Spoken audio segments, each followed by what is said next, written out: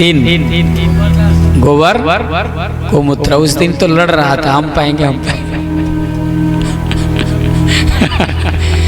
और देखिए गोमूत्र में सभी प्रकार का रोग को मिटाने का क्षमता है। अगर कैंसर जैसा डिजीज जो है ना, कैंसर जैसा रोग को भी दूर करता है। गोमूत्र बाजार में मिलता है, बोतल 300-400 रुपया का बोतल मिलता है ना। विशेष करके कैंसर वाले पेशेंट के लिए है। स्वस्थ लोग पिएंगे तो उनको रोग होगा ही नहीं। समझ में आया? इसलिए कुछ लोग अपना गौ माता का भी मूत्र लेकर के सुबह सुबह से पान करते हैं। कुछ लोग नहाते हैं, उनका शरीर का रोग व्याधि दूर हो जाता है। गंगा माना गया है गौमूत्र को, गोबर को लक्ष्मी का प्रतीक माना गया है। इसलिए गोबर से लिपाई होती है, पवित्र करने वाला होता है। जहाँ गोबर से लिपि होती है, यहाँ जो माताएं लिपती हैं प्रतिदिन, तो देखिए कितना सुंदर लगता है कि नीचे बैठ जाएं बिना बिछाए, कितना पवित्र लगता है। गोबर से लिपाई होने के बाद में यहाँ का मिट्टी भी शुद्ध हो जाता है। जो दुर्गंधित पदार्थ जो पड़े होते हैं उसका दुर्गंध भी खत्म हो जाता है।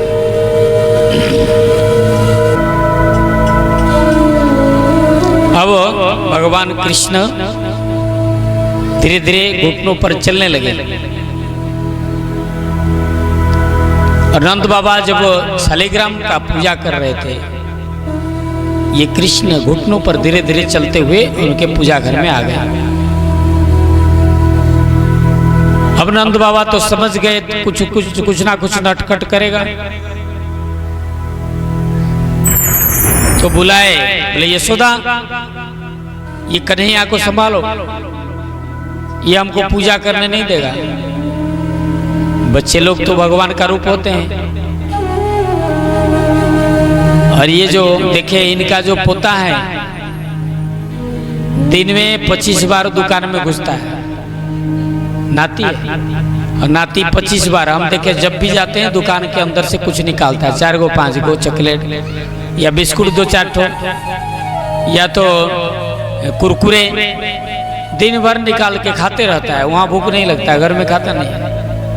और बुला बुला कर बच्चों को बोलता है लो हमको अब रुचता नहीं है, बिस्किट खा लो।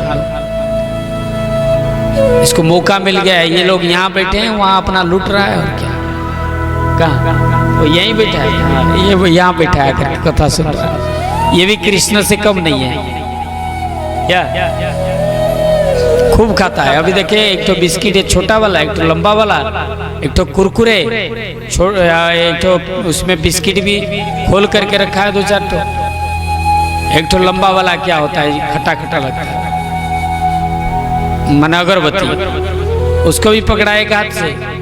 मैंने 4 गो सामान चारों तरफ रखा हुआ है।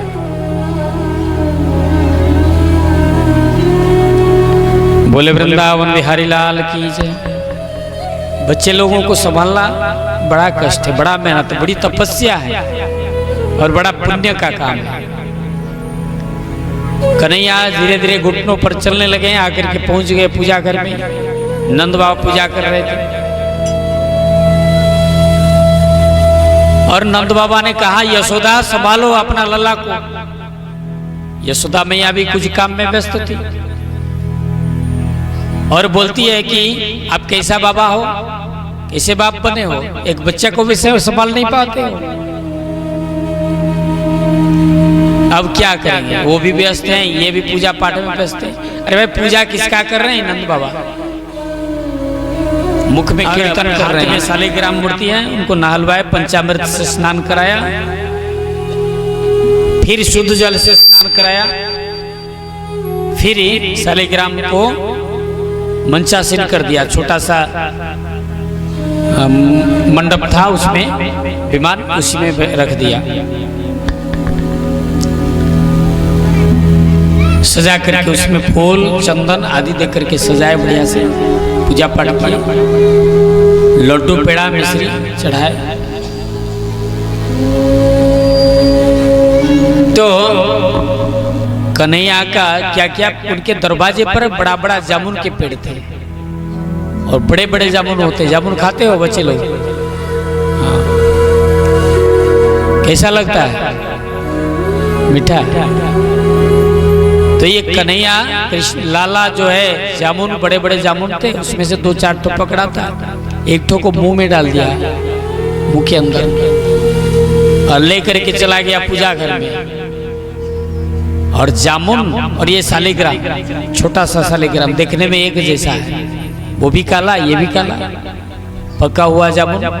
सालिग्राम में कोई भेद भाव नहीं है, पता नहीं चलता।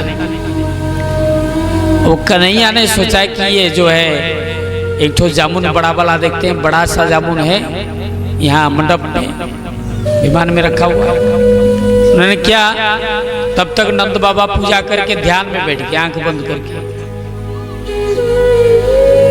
अब अपना मुख से जामुन को निकाले, नीचे डाल दिया, और ये जो विमान पर स्थान में जो सालिग्राम थी उसको जो है मुख में डाल दिया। ये नंद बाबा जो है भगवान नारायण का पूजन कर रहे हैं, उनका कीर्तन कर रहे हैं, आंख लगा करके ध्यान कर रहे हैं, और वो नारायण तो स्वयं उनके सामने बैठा है, उनको पता ही नहीं है। उनको लग रहा है तो कृष्ण तो मेरा पुत्र है। नारायण का ध्यान करते हैं और नारायण भगवान स्वयं सामने, बोले ये हम सामने है, ये मेरा ध्यान कहाँ से खोज रहे हैं, कहाँ पर जाए? मैं तो उन्हीं के गोद में बैठना चाहिए, गोद में हमको बैठा के खेलना चाहिए। तो सालिग्राम को डाल दिए मुंह में। कृष्ण का हंसी सुन करके नंद बाबा का आंख खुल गई। अब जब विमान में देखते हैं सामने मंच पर ठाकुर जी नहीं है, सालिग्राम गायब। तो चारों तरफ देखा, खोजा, नीचे बड़ा सा जामुन पड़ा था। कन्हैया थोड़ा आगे कुछ दूर चले गए, हंस रहे हैं बैठ के। अब नीचे जो जामुन पड़ा था, बड़ा सा जामुन, उसको उठाए, बोला सालिग्राम को तो ये बर्बाद कर दिया ठाकुर जी को। इसमें चंदन उंदन कहाँ गया? लगता है चट गया है सब। अब जैसे पानी डाल करके इसको फिर से नहाने लगे सालिग्राम को, और उसका सालिग्राम माने जामुन का छिलका निकल गया। जब छिलका निकला, नंद बाबा को लगा कि ये सालिग्राम हमारा जिंदा हो गया, शायद मांस, रक्त मांस आ गया क्या? अब बोले अरे ये छिलका कैसे उतर गया सालिग्राम भगवान का? सालिग्राम जीवित हो गए लगता है। अच्छा और थोड़ा धो करके देखते हैं, कुछ लगा तो नहीं। फिर जल डाल करके फिर जब जोर से मलने लगे, मांस भी निकल गया उसमें से जो बाहर था, और खाली रह गई गुठली। अब गुठली जब रह गया, तब देखते हैं ये तो जामुन का गुठली है, ये तो सालिग्राम नहीं है। अरे भाई सालिग्राम भगवान कहाँ गए? तब नंद बाबा ने देखा, चारों तरफ खोजा, नहीं मिला सालिग्राम। तो बोले कि ये कन्हैया का गाल फूला हुआ है, क्यों? तो देखा कि कन्हैया का गाल फूला हुआ है, तो लगता है ये सालिग्राम था, भगवान को मुख के अंदर डाल दिया है। देखा गाल फूला हुआ है, नंद बाबा ने कन्हैया का गाल को मारा तमचा, सालिग्राम भगवान आकर के बाहर हो गए।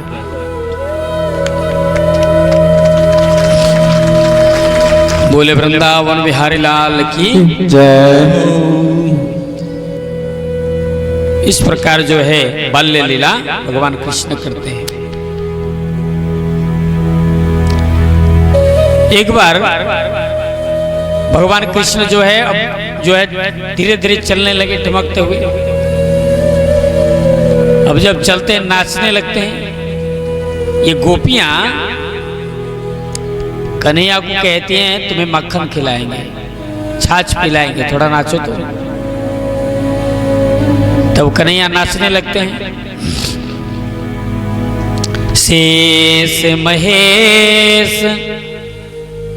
गणेश दिनेश सुरेश हो जाई, निरंतर ध्यावे, ताई अखंड अनल अनादि, अछेद्य वेद्य सुवेद बतावे।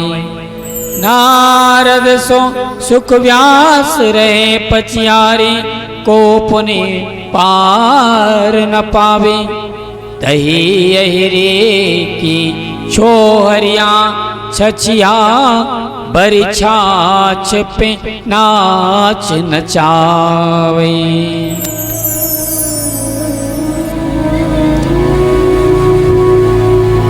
तो जब कृष्ण नाचते हैं तो दूसरे गोपियां देखती हैं, कृष्ण कन्हैया का नाच देख करके बड़े प्रभावित होते हैं। कुछ गोपियां गई थी यमुना में जल भरने के लिए, जब जल भर करके आती रहती हैं तो देखा कृष्ण का नाच।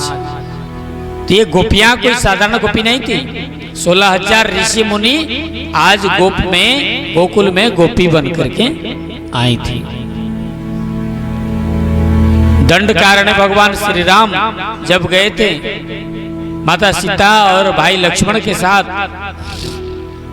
उस समय जो नैमिषारण्य के उस वन में रहने वाले जो तपस्वी जो ऋषि मुनि, उन्हें देखा माता सीता को भगवान कृष्ण का सेवा करते हुए, भगवान माता सीता को राम जी का सेवा करते हुए।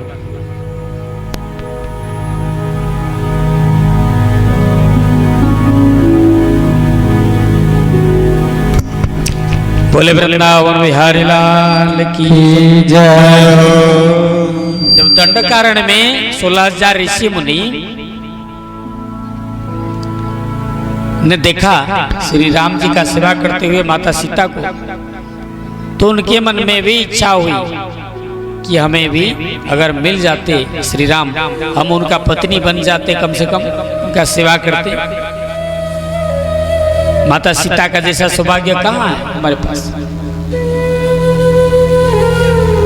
तो भगवान तो समझ गए, अंतर्यामी है, सबका मन की बात को जानते हैं।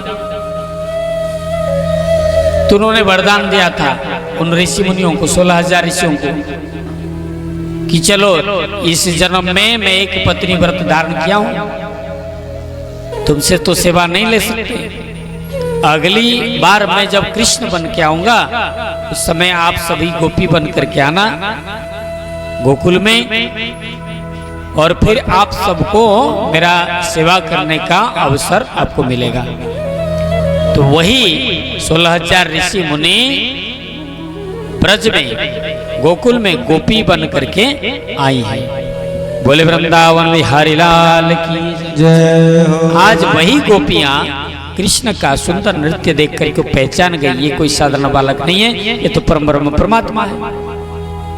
तो जाकर के अपने दूसरे सखियों के साथ में कहती हैं, श्रृणु सखी कौतुकमेकम नंदनिकेतांगणे मया दृष्टम गोधूली धूसरितांगः नृत्यति वेदांत सिद्धांतः।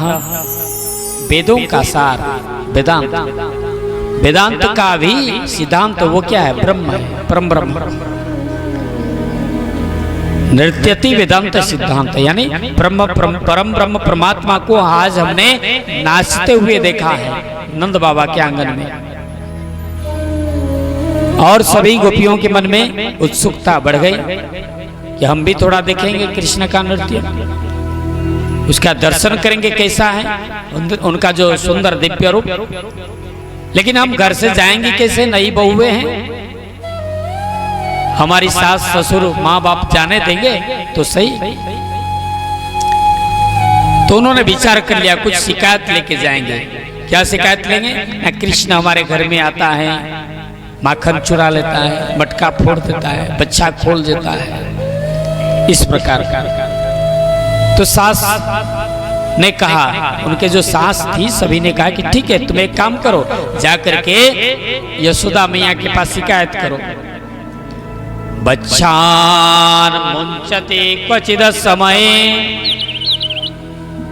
बच्चान मुंचन क्वचिद समय क्रोश संजातः सः स्तेयं स्वाद दधिपयः कल्प